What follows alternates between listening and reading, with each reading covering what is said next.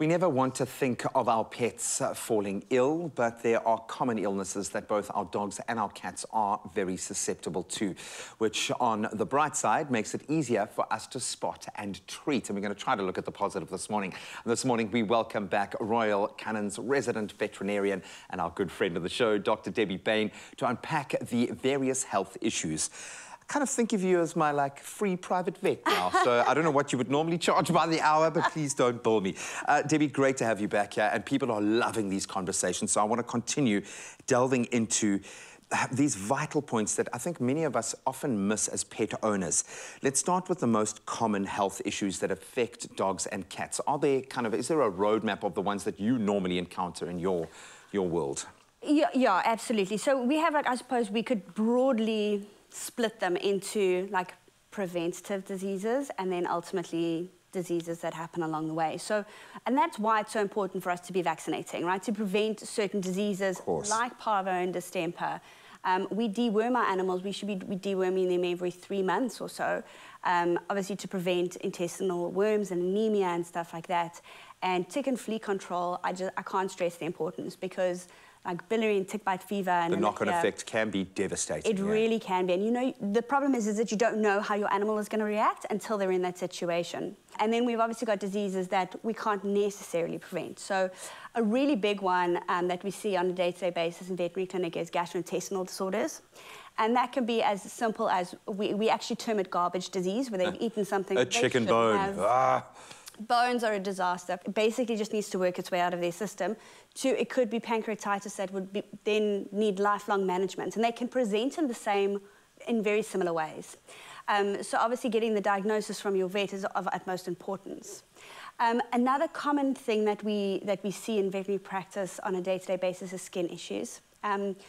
Skin issues are a tough one because it can be very difficult to get to the correct diagnosis. It's frustrating for the animal and it's frustrating for the owner because it does take time.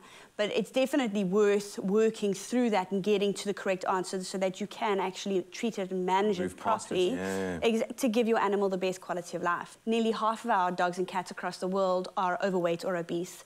And the thing is that it has such a knock-on effect on their health. It affects their joints, it affects their heart, it affects their ability to process inflammation, glucose. like everything. Humans. Yeah. Absolutely, absolutely. There's nothing stopping you from taking your dog into the vet, popping it on the scale, checking out that it's okay. And a lot of vets actually run weight loss clinics for their animals. And unfortunately, the vast majority of pet owners out there don't know that their pets are overweight. So it's worth having a reality check.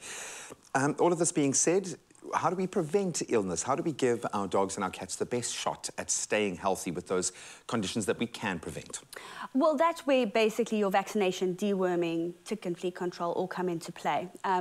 And there's many different options and schedules that are available, especially when it comes to tick and flea control. You've got products that you can use on a monthly basis, products that last for 3 months. You know, it all depends on the lifestyle that your dog needs. Does it swim? Is it in the veldt a lot? Or is it in a concrete area? Those factors all make a big difference. And obviously, feeding them a complete and balanced diet is one of the ways in which we can try and ensure that they maintain a healthy lifestyle. And especially in that kind of developing those younger bodies, as you've said, that nutrition is vital, that they get the right balance and mix of nutrients as well. It's not just about giving them calcium, but how do they absorb and get that calcium? I love that. So what I'm loving the most about this journey that I'm walking with your team is the fact that your food gets used as a treatment. When the nutrition is so good that vets are actually prescribing it, that's mind-blowing. And you've got a whole range of specifically formulated foods for diagnosed health conditions. Can you just very briefly walk us through some of those? So our prescription range it's very, very large, which is also... So only vets can actually prescribe our diets. So this isn't something that you could walk into a pet shop and be able to pick up off the counter. You have to go to your veterinarian for it. And the reason being is because they are very specific to certain conditions. And the vet needs to make that diagnosis in order to prescribe the best food or the best nutritional solution for that animal and its problem. I mean, we've got diets for animals with cardiac disease. We've got We've got liquid diets for animals that need to be tube-fed. We don't have 50 years of scientific knowledge to lean on as consumers. We don't have years of study as a veterinarian, as a scientist yourself. How do we know that something is wrong? What are those major red flags that something could be wrong with our pet? Look, big red flags is change in behavior. That's one of the biggest things. Not wanting to eat, an increase in the amount that they're actually drinking, vomiting, diarrhea, like excessive itching, hiding, any type of behavior like that is a red flag that something could potentially be wrong, and you need to go and see the vet. And you know your pets. Take the time to engage with them. If you're playing with your pets regularly, you'll see a change in their nature, and they deserve that. They need to be stimulated in that way. Wow, this just gets better and better. I'm loving it. Hopefully, this has empowered more pet owners out there. But thank you so much. Cannot wait for next week. Hopefully, this has been a little bit of an eye-opener for you as well at home, just like me. Please pay extra close attention to your cats and your dogs. And whenever in doubt, take your pet to the vet. Royal CANIN, making a better world for pets through precise and tailored health through nutrition.